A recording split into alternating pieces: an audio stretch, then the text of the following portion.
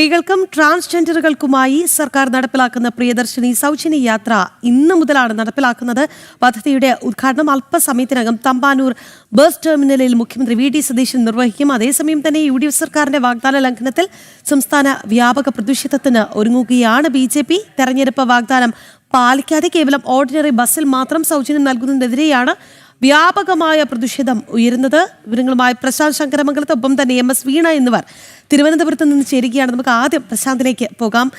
പ്രശാന്ത്, ഇപ്പോൾ ഈ സംസ്ഥാനതല ഉദ്ഘാടനം നടക്കുന്നിടത്താണുള്ളത് എന്നുള്ളതാണ് മനസ്സിലാക്കുന്നത്. അല്പസമയത്തിനുള്ളിൽ തന്നെ മുഖ്യമന്ത്രി വി.ഡി. സതീശൻ ഉദ്ഘാടനം നിർവഹിക്കും. എങ്ങനെയാണ്, എപ്പോൾ മുതൽ സ്ത്രീകൾക്ക് ഈ സൗജന്യ യാത്ര ലഭ്യമാകും പ്രശാന്ത്?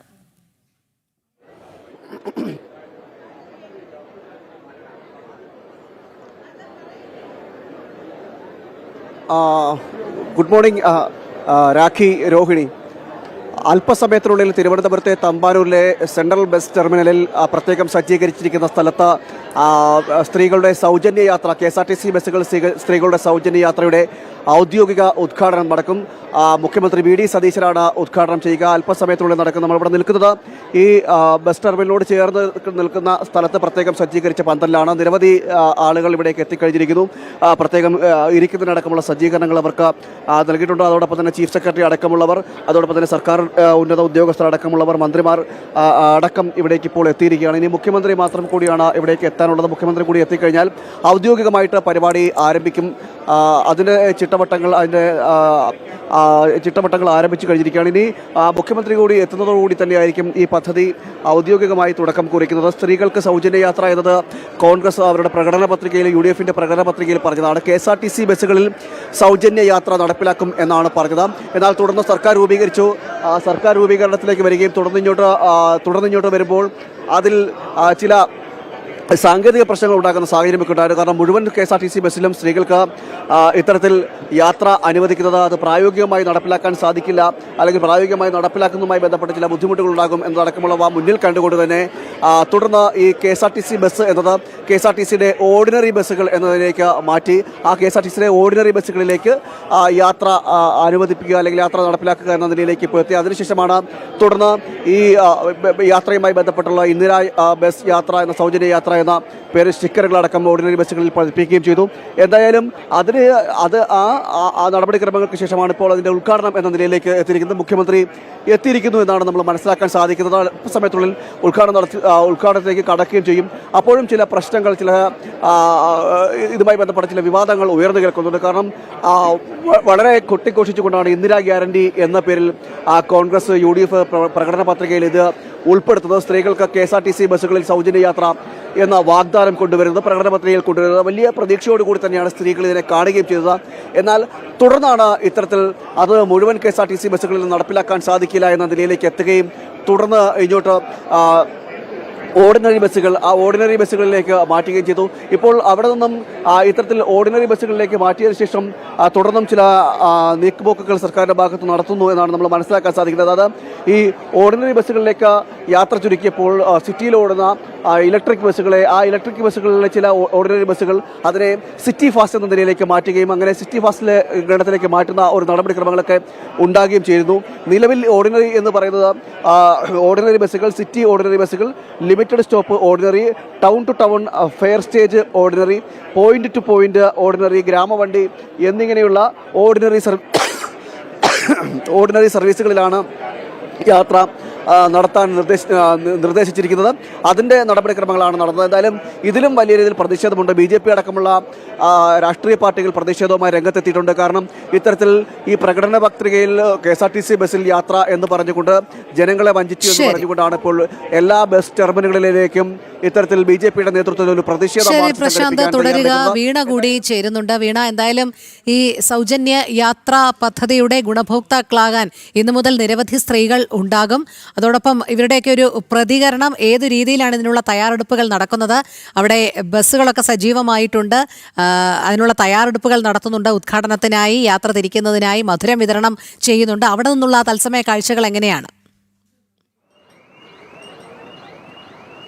രോഹിണി രാഖി, തിരുവനന്തപുരം തമ്പാനൂരിൽ നിന്ന് കഴക്കൂട്ടം വഴി മെഡിക്കൽ കോളേജ് വഴിയുള്ള പെരുമാതുറയിലേക്കാണ് ആദ്യത്തെ ഈ ഒരു സർവീസ് ഉദ്ഘാടന യാത്ര നടക്കുക എന്നുള്ളതാണ്. വനിതാ കണ്ടക്ടറും വനിതാ ഡ്രൈവറും തന്നെയാണ് ഈ ബസ്സിലുള്ളത്. വനിതാ യാത്രക്കാരൊക്കെ ബസ്സിൽ കയറിയിട്ടുണ്ട്. അവരുടെ മുഖത്തൊക്കെ ആഹ്ലാദമാണ് ഉള്ളത്.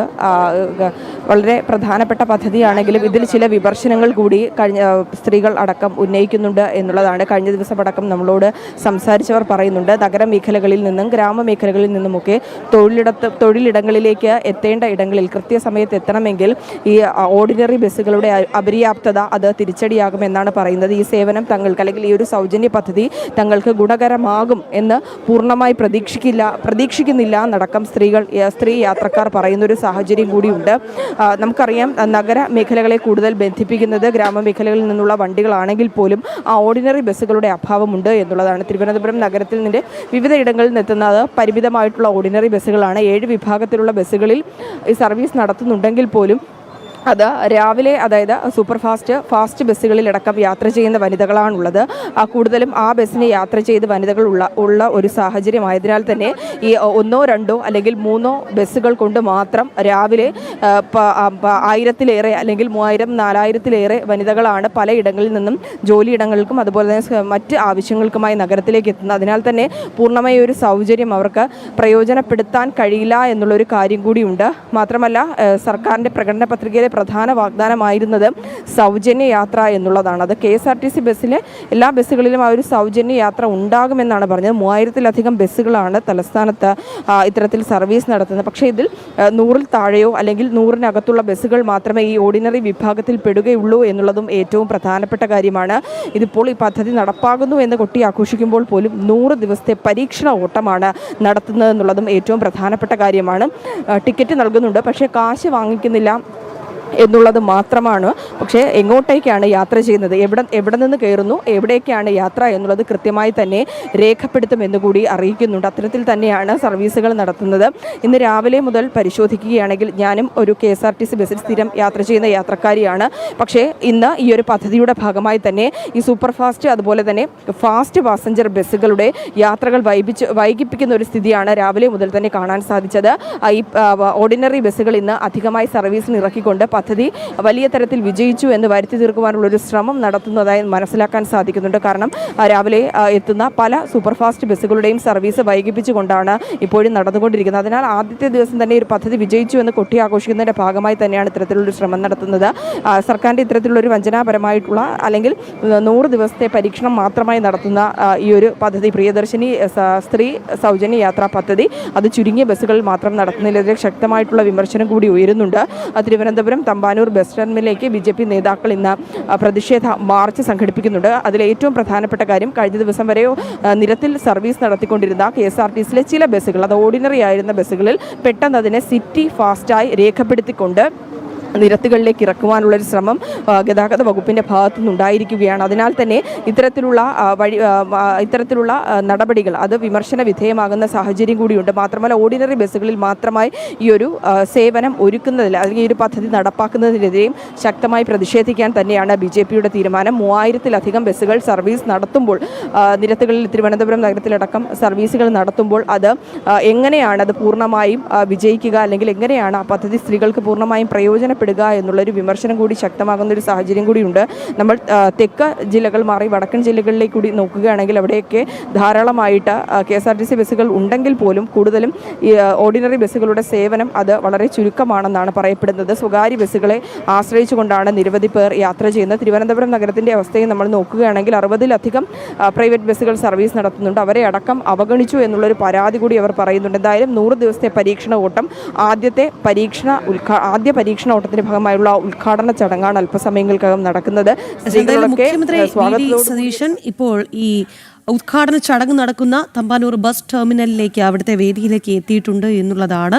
എന്തായാലും വലിയ രീതിയിലുള്ള വിമർശനം ഈ വിഷയത്തിൽ ഉയർന്നത്, തെരഞ്ഞെടുപ്പ് വാഗ്ദാനമായി അവർ പറഞ്ഞിരുന്നത് എല്ലാ സ്ത്രീകൾക്കും എല്ലാ ബസ്സുകളിലും സൗജന്യ യാത്ര എന്നൊക്കെയായിരുന്നു. പക്ഷേ അധികാരം കിട്ടിയപ്പോൾ അതെല്ലാം ഓർഡിനറി ബസ്സിൽ ചുരുങ്ങി എന്നുള്ളതാണല്ലേ. അതെ. അതുമാത്രവുമല്ല, ഓർഡിനറി ബസ്സുകൾ വളരെ വേഗം സിറ്റി ഫാസ്റ്റായി മാറുന്നു, സിറ്റി റൈഡായി മാറുന്നു. അങ്ങനെ പല രീതിയിലുള്ള മാറ്റങ്ങൾ ഒരു രാത്രി ഇരുട്ടി വെളുത്തപ്പോൾ സംഭവിക്കുകയും ഈ ചെയ്യുന്നു. ഓർഡിനറി ബസ്സുകളുടെ എണ്ണം വലിയ രീതിയിൽ കുറഞ്ഞിരിക്കുന്നു എന്നുള്ളത് തന്നെയാണ്. അപ്പോൾ സ്ത്രീ യാത്രക്കാർ ഏത് രീതിയിൽ ഇത് തെരഞ്ഞെടുത്ത് കയറും എന്നുള്ളതാണ്. ഒരു ഓർഡിനറി ബസ് സ്റ്റാൻഡിൽ ബസ് വന്ന് നിന്ന് പോയി കഴിഞ്ഞാൽ അടുത്തത് എപ്പോഴത്തേക്ക് എന്നുള്ള കാര്യമൊക്കെ വലിയ അനിശ്ചിതാവസ്ഥ തന്നെയാണ്. അതുകൊണ്ട് പലരും ഒരു പക്ഷേ അത് വിട്ട് മറ്റ് ബസ്സുകളിലേക്ക് കയറാനുള്ള സാധ്യത തന്നെയാണ് കാണുന്നത്. എന്തായാലും അങ്ങനെ ഉദ്ഘാടന മാമാങ്കമൊക്കെ തകൃതിയായി തന്നെ നടക്കുന്നുണ്ട്. എന്തായാലും വാഗ്ദാനം ഞങ്ങൾ നടപ്പിലാക്കി, ഇന്ന് 15-ാം തീയതിയാണല്ലോ ഞങ്ങൾ നടപ്പിലാക്കി എന്നവർക്ക് വലിയ വായിൽ പറയാം. പക്ഷെ അത് എത്രത്തോളം ഫലപ്രദമാകുന്നു, ജനങ്ങൾക്കത് എത്രത്തോളം ഉപകാരപ്രദമാകുന്നു എന്നുള്ളത് നമുക്ക് വരും മണിക്കൂറിൽ വളരെ വിശദമായി തന്നെ പരിശോധിക്കാം.